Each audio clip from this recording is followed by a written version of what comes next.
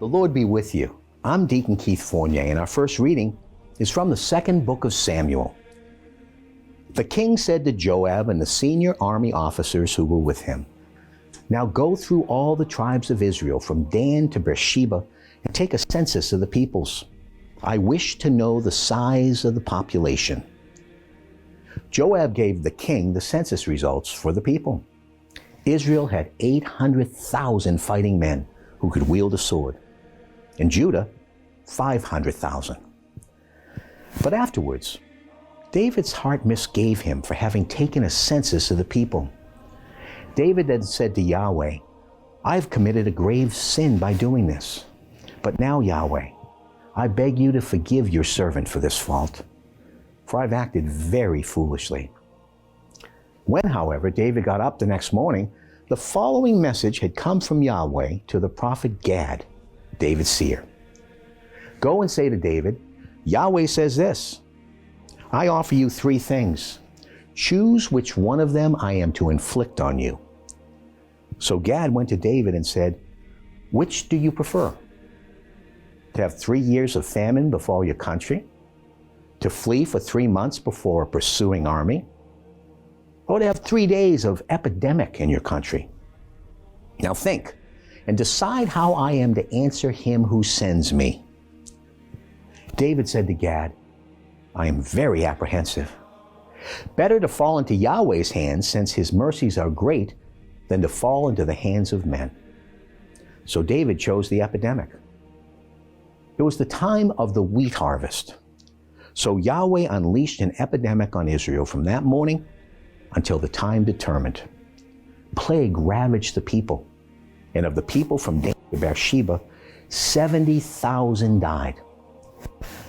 But when the angel stretched his hand toward Jerusalem to destroy it, Yahweh felt sorry about the calamity and said to the angel who was destroying the people, "Enough now, hold your hand."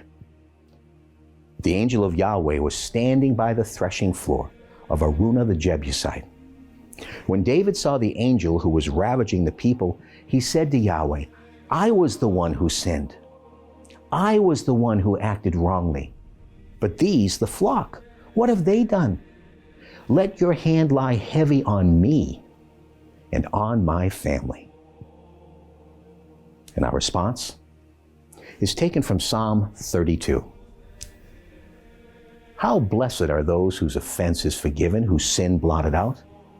How blessed are those to whom Yahweh imputes no guilt, whose spirit harbors no deceit.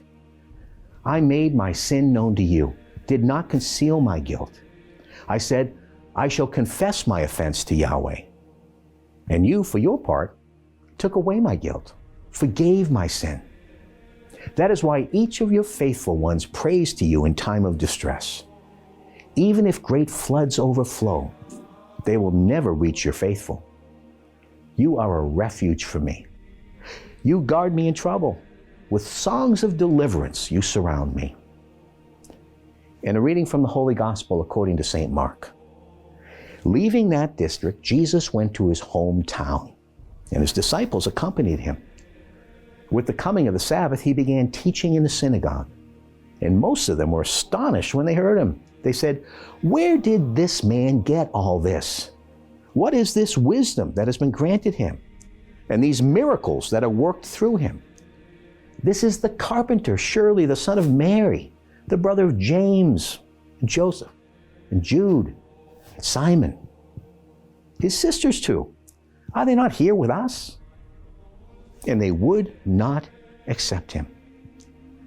And Jesus said this to them, "A prophet is despised only in his own country, among his own relations, and in his own house."